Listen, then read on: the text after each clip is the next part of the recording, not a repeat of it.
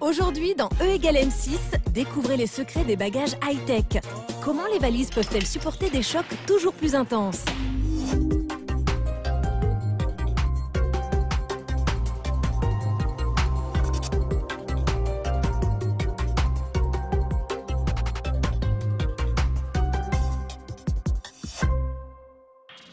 Peu d'objets ont autant évolué en aussi peu de temps que nos valises. Il y a 50 ans, nos grands-parents voyageaient avec des bagages en cuir et en carton, puis en plastique. Ils sont aujourd'hui élaborés à l'aide de matériaux high-tech qui les rendent toujours plus légers et plus résistants. Nous sommes allés chez un des plus grands fabricants de bagages au monde pour comprendre comment on conçoit, on étudie la résistance des valises de demain. Dans la soute d'un avion, sur le toit d'une voiture, à quoi une valise doit-elle pouvoir résister? Reportage de Laure Lebovitz. L'heure des départs en vacances a sonné. C'est le moment de préparer ses bagages. La bonne vieille malle de nos ancêtres, lourde et encombrante, serait un cauchemar aujourd'hui. Au XXIe siècle, nous pouvons voyager léger grâce aux scientifiques qui travaillent d'arrache-pied pour créer des valises toujours plus légères et résistantes. À quoi ressemblera le bagage du futur? Réponse dans E égale M6. Allez, on y va, on fait les valises. Ouais. Partir en voyage pour une famille peut relever de l'aventure. Tu veux qu'on mette ça dans la valise? Pour pouvoir emporter les affaires indispensables des uns et des autres, il faut trouver des solutions astucieuses. La valise enfin fermée, il faut la porter, et ça, ce n'est pas une partie de plaisir. Et pourtant, les bagages ont beaucoup évolué afin de faciliter la vie des globetrotters. Direction la Belgique, où une grande marque de bagagerie a accepté de nous dévoiler ses archives. Ici, vous allez comprendre les incroyables progrès qu'ont connus nos valises. Cette malle de 1910 était relativement volumineuse, lourde, car à l'époque, il y avait des personnes pour aider les voyageurs à porter leur malle, leur valise. Il y avait de la place dans les trains, il n'y avait pas vraiment de contraintes. Dans les années 70, on a pour la première fois pu mettre des roues sur les valises. Dans les années 2000, on a lancé les valises 4 roues avec une légèreté et une résistance à toute épreuve. Regardez, nous avons pesé 3 bagages vides. La malle de 1910, une valise du début des années 2000 et un modèle dernier cri.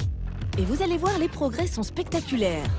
Plus de 20 kg pour la malle, presque le poids total autorisé aujourd'hui dans les soutes des avions. La deuxième pèse 6 kg et la troisième, pour un même volume, seulement 3. En un siècle, le poids des valises a été divisé par 6 et en une décennie par 2. Et pourtant, ces 2 valises sont composées du même matériau, le polypropylène, un dérivé du plastique. Alors, quel est le secret de la valise dernière génération? Direction l'usine, la dernière en Europe qui fabrique encore des bagages. Le polypropylène, c'est des granulés comme ça, plastiques, qu'on va fondre, puis on va les étirer en fines lamelles, entre 10 et 15 fois pour renforcer leur résistance. Le polypropylène a donc une caractéristique étonnante. Plus on l'étire, plus il devient résistant. Et c'est au niveau moléculaire que ça se passe. Au départ, les molécules du polypropylène s'organisent sous forme de spaghettis. Ils sont distendus et désorganisés.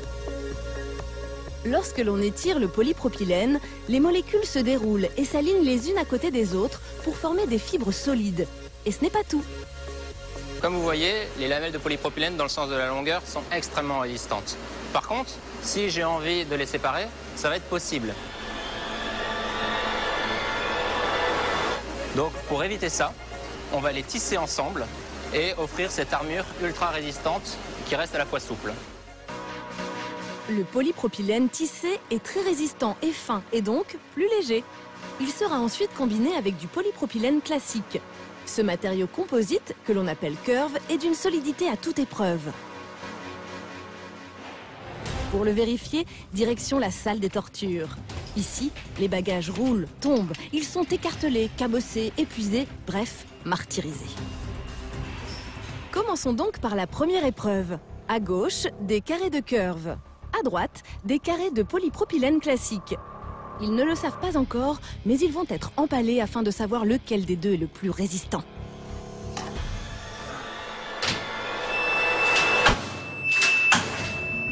Et le résultat est sans appel. Alors ici, sur le polypropylène normal, on va devoir appliquer 110 kg de force sur un point précis pour arriver à le casser, alors que sur le polypropylène tissé, on va devoir appliquer 2 fois plus de force, 250 kg pour arriver à le casser. Passons maintenant au design de cette valise high-tech. Les concepteurs y ont inscrit des rainures et elles ne servent pas qu'à faire joli. Donc vous voyez ici un moule en aluminium qui va servir à donner la forme à nos valises. Ces lignes de design vont se comporter comme des poutres qui vont vraiment donner une structure à la valise et lui apporter beaucoup plus de résistance. En clair, ces nervures vont permettre de rigidifier la valise tout en répartissant l'énergie des chocs. La preuve en images. Regardez, c'est incroyable. Cette valise est jetée de plus de 10 mètres de haut et à l'atterrissage, pas une égratignure. Nous avons vu que nos valises étaient bien protégées à l'extérieur. Quels seront les bagages du futur? La valise du futur, c'est une valise intelligente qui va permettre d'être tracée par un GPS que vous avez ici à l'intérieur, un petit boîtier GPS qui vous permettra de ne plus perdre votre valise, de toujours savoir où elle se trouve. Ceci est un prototype. Le modèle commercialisé aura un écran qui affichera, grâce à des barcodes, votre destination. Résultat, vous pourrez embarquer sans faire la queue. En attendant ces innovations étonnantes, organisez-vous bien et partez au bout du monde en toute légèreté.